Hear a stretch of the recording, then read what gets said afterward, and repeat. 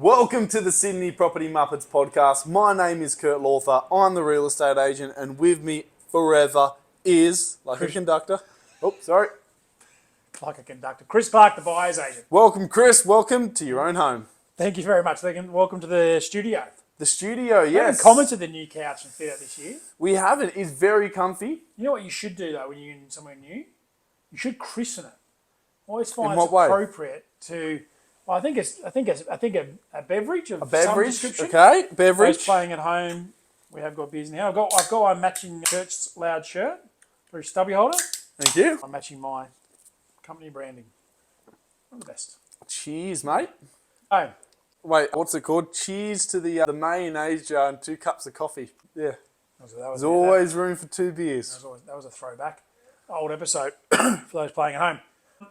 Excuse me. So, bluffing techniques. I've got 2 aces. I've got 3 aces. No, so Someone's we just thought we'd just go through the very typical or the most common in the industry bluffing techniques that agents and buyers agents or buyers will utilise. Number one, onto you for a selling agent. What's the number one bluffing technique or tool you have at your disposal? Number one legal bluffing technique that we often use is the auction campaign. An So auction is a bluff? What do you mean? so regardless of whether we've got confidence the property will sell at auction or not, we will always advise in most cases, the vendor to go to auction. So the thing is, for those that don't know, if you haven't sold a home yet, once you book an auctioneer in, you incur the fee. Generally, the fee somewhere between $600 and $800. Yep. Might be a bit more, but generally it's about that. And once you book their time in, the vendor's paying that money, or however it's coming up. But what will often sometimes happen if maybe we're not so confident in the market at the time or whatever reason, we'll book the date, but we won't incur the auctioneer fee. Yep. Because the idea is to Risk it. well, it's to try and have a line in the sand. Now, some people might be like, Kurt, why are you giving away this free information? Well, it's like poker players. You know, you got your cards and... Well, there are times you do an auction campaign because you fully believe that's going to produce the result of multiple buyers within a day. So why are you giving away? Well, you're not really giving anything away because how are people going to know when you're bluffing and when you're not? Exactly. Sometimes as well, and it's why we're also quite reluctant to cancel an auction, is you just never know who will rock up on the day. Yeah. Like we have had people rock up to an auction, sight unseen before, Yeah, rock it definitely. up. It happened early on last year actually for us at one of the properties. Person hadn't even seen, bidded, won, and it was like, okay.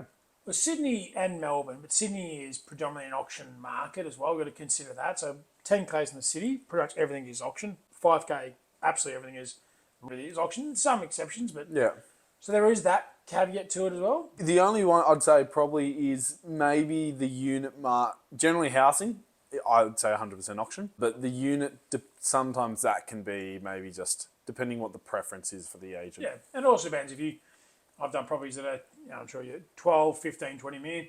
Quite often they're not auction because there's probably going to be one buyer. Not all the time. There might be multiple. Yep. But sometimes there will be that one.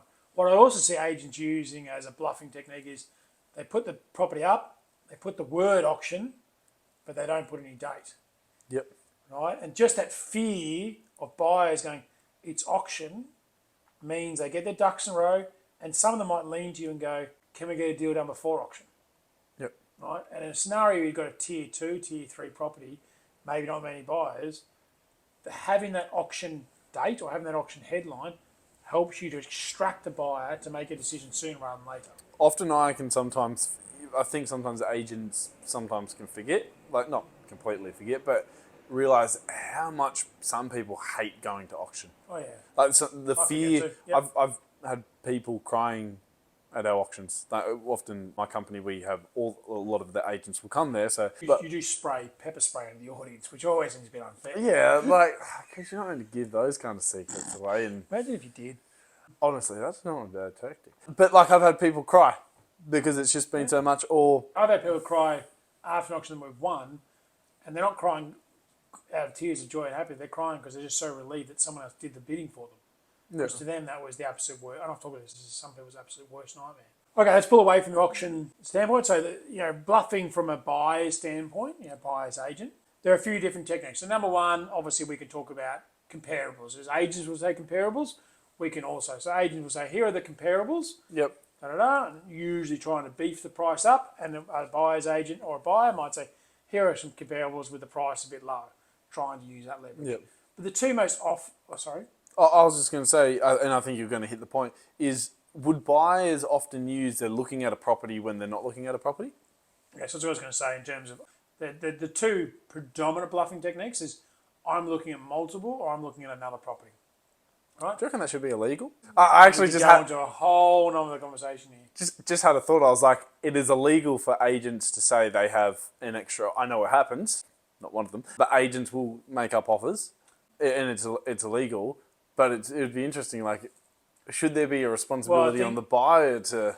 I think the individual has a license to operate should be penalised before the person who's coming in as a novice. Buyers, they went on novice, have got the same license as you, but I think a buyer penalising them for an industry that's built to beat the crap out of them, I think that's pretty unfair when the agent themselves can get away with more often than not. Let's stick on topic for a moment. If you can't tell, that was a curveball I threw in the That's episode. good. That's good. I like that. So yeah, we can definitely talk about other properties. Some of that is genuine, like your scenario. We have another property. We are looking at 12 Smith Street. It is comparable, Mr. Agent, to the property we're looking at. Other times it might be a property we've seen. We don't hate, but the one we're looking at with you as an example is definitely what we want. But we still talk about 12 Smith Streets Yeah. comparable. The other technique. Well, I was just going to tag on to that is if you're a buyer and you're trying this, please be aware though that real estate agents, I'd say majority, actually get along with each other. Yes, They talk. you'll be found out. So if you've mentioned this, A lot of them have worked together. yeah, it's 100% incestuous. So oh, you took the word right out of my mouth. incestuous. I was about to be like, it's fucking incestuous. I probably wouldn't have said that word. You get one per episode, right? Are you? No, wait, go there. So, I was going to say, I forgot. The other technique for bluffing for So buyers. we'll move on. The second technique is saying that we've reached the maximum. So we're putting off a forward of 2.3 million. Sometimes that's all I have. Right? So there can be God's honest truth. That's it. There's no money more. Kurt, there's no money more. That's it. Other times the client might have given me 100 grand more, and I still say to you, that's it. We're done. There's no more money. Right? It is bluffing. No one. You could say it's lying, but I also say it's bluffing. Because in the end, I'm invested in my client getting. If we can get your vendor to accept 2.3, and I say to my client $100,000, they're happy. If your vendor is happy to sell their price, they're happy. Yeah. Obviously, you want to get the most, and we want to get the least.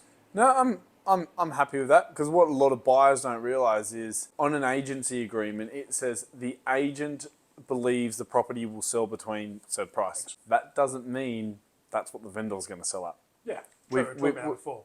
We've had to, be like tell people clients want us to bump it up in the agency agreement. We're like, look, no, we generally think it's going to sell here. It will sell between here. Yeah, and if it sells above it, great. But also at times it's sold at that level. Yep. Right, Also, yep.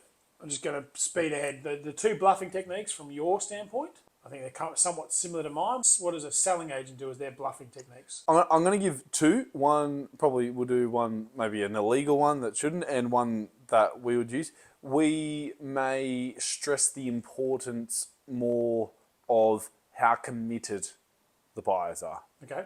So someone might come and be like, oh, is there many people on the property? Like, have many people come through? What's the commitment level? Yeah. And I could have had 10 people request a contract, and I know for sure that fucking none of them, Second time? none of them are going to be committed. And they may not have told me, I just can read between the lines. Yeah. But if someone, I'm going to be like, look, we've had 10 people Request contracts. from all intents and purposes. They seem pretty keen. They've answered my callbacks, knowing that, and actually sometimes it surprised me. Sometimes the buyers actually come back in. Yeah, of course. But yeah.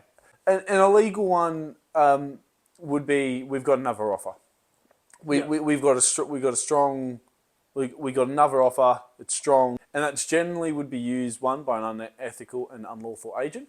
But it would be when they know that you really want that property. Like you've given away too many signs that you want that property, and it's like, okay, they're going to bump you up. I assume it's also, let's say, offer of 2.3 has been put forward.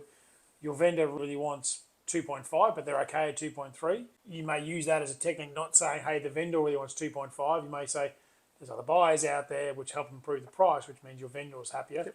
And how do you get more business? When your vendor's happier, they refer to other people. So those are sort of 5 different bluffing techniques from selling and buyers. I think that's put a pin in it for now. Yep. We want these episodes to be short and sharp and sweet. Perfect. So, Chris, Go on. instead of doing 3 quick cues, we've Yep. got 2 truths and a lie. Okay. And you're going to work out which one is the lie. Okay, is the first one? Just tell me. So, I'm going to go through the 3. That's a good idea. I have scored 3 50s in my life for cricket, playing official cricket, not just Cricket 07 on the PlayStation. That's number 1. When I was 12 years old, I ran away from home, ran 13 Ks on Christmas Eve barefoot because I couldn't go in the pool. And the last How far one, did you go? 13 Ks. Okay, yep. Anyone watching? Lake Mamora to Lake Haven. And the last one, I arrived in Denmark in winter when it was -2 degrees in 2016, wearing only singlets, shorts and thongs. They're all good because I reckon... And I haven't been pedantic. I haven't been like, just tried to change like What little. was the first one again? First one is I've scored 3 50s in my That's life wrong. cricket. Correct. I scored 2 50s. I didn't know it was 2 or 4. It could have been either way. But Yeah. So when I was 12, brother was a little sick. He couldn't go in the pool. Got 3 brothers, so none of us were. And I asked, and they were like, nah. And just their attitude. you ran The 18 attitude. kilometres. Well, I walked. It was like it was a maddening 3.5 hour walk barefoot. True story. But also in Denmark, yeah, rocked up. I think that one I thought... was good. Admittedly, it was 45 degrees in Australia that day, and then by the time I got to Dubai, I couldn't be bothered changing clothes. I'm defending my own answers, Chris. It's weird. Thank you for dropping by. Any last bits of homework? It ain't about how hard you hit; it's about how hard you can get hit and keep moving forward. That's not homework, but sure. Thank you for dropping by.